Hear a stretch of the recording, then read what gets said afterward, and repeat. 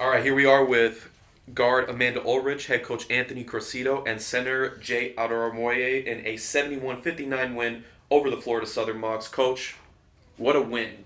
You know, especially late in the season as you guys try to gear up potentially for a playoff spot. This is the kind of defense that you guys needed.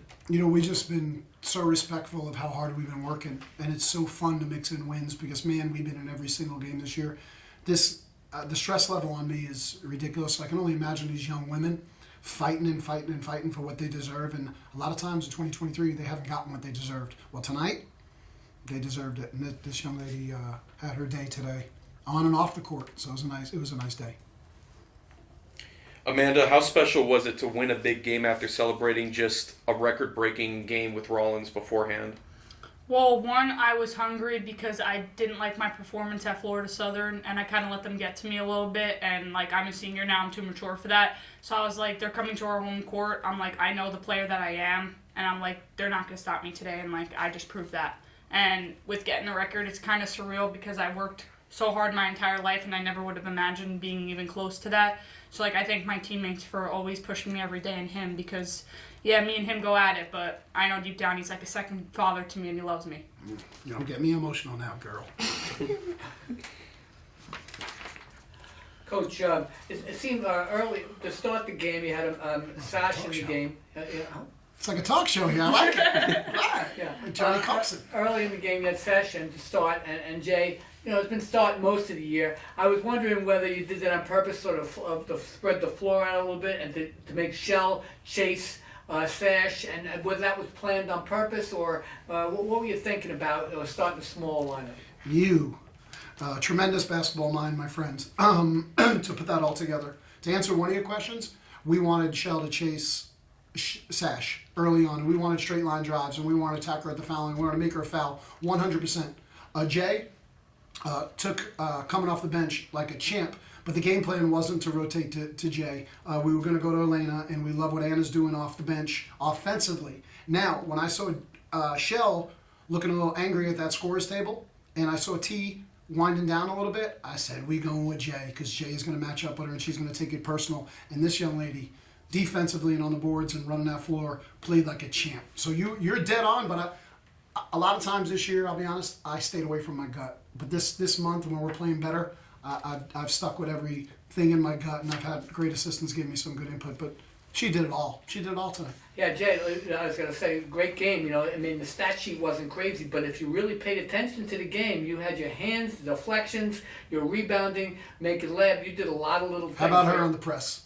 Right, the press. Unbelievable. And it's not just the steals on the press, it's the deflections and making people hurry. So you did a great job on that, so credit to you, and congratulations on your game. Thank you so much. The only other one thing I was going to ask, or whatever, is that it seems like, to lose 7, 8, 10 games by less than 7 points, I don't know how you have any hair left. I got little to begin with. Yeah, I'd have an ulcer. But I have to ask you, there was a couple stretches there tonight, again, too, in the third quarter, a little bit, maybe second quarter, I can't remember exactly, where you have like a 3-4 minute stretch that just kills you. And some of the games you lost, you were winning even going into the fourth. Yes. So I've been watching 20 games now, whatever, and I'm just wondering, why do you think that happens? Is it physical? Is it mental? Why do you think that happens? And obviously today you were able to rebound for it. And what are you thinking about to get out of it? Well, we had 4 straight possessions up to where we didn't score, and I was getting a little tense and tight, but our defense was bailing us out, and we were closing out on 3-point shooters. We were getting rebounds, so we were able to maintain that area of control. To ask the why, I just think, coaches are growing up, my staff is growing up, I'm still maturing as a head coach, and these young ladies are fighting to get better, and that's what they're going to deal with in life. They're going to fight for everything. Nothing's going to be handed to them in this day and age. We're still female minorities, we're still minorities, and we're going to have to fight and earn and build our family. And I think this basketball season is going to be a testament to what they're going to do in their life. Can I get one more thing? I was going to say too, kind of piggybacking off of what Harry's mentioning as well. All season we've even talked about with pre-games, one of the things that you've noticed that has been a consistent issue that needed to be improved on was trying to finish out games and to make sure that you guys went strong.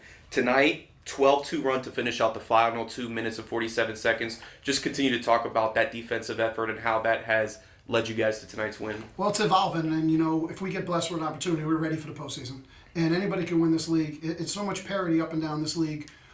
We beat 3 ranked teams. We play a 4th on Saturday, but we've been closing out games because we've had poise. We've had good combination of point guard play, and we've gotten assistance off the bench. Like, she needed a rest in the 4th quarter, and I'm like, I'm biting my nails, not wanting to take her out, and she was woman enough to say, hey, I gotta come out. And China went in there for 60 seconds and held it down till she was ready to close it out with Kiki at the guards. And we just had consistent play, and that's the biggest difference in the 4th quarter is and having a confidence. And we talk about mojo, but I don't want to leave the conference without validating this kid.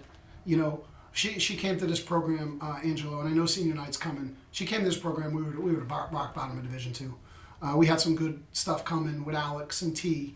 And you recruit hard, but you got to get lucky. I knew Amanda was a good player. I did not know Amanda was an all-time leading scorer. I won't take credit for it. I didn't know Amanda was an All-American. I won't take credit for it. I thought we were getting a good player. This kid has worked her butt off. And I'm going to stay on her through the last game she plays in the uniform. It's not going to change. But she is a blessing to this university. She's a blessing to the game of basketball. And she's just got to keep working day to day, and she's really elevated this place. And without her, we've had a lot of double-digit wins. If you look in the history of this program, that stuff don't happen. So I'm proud of her.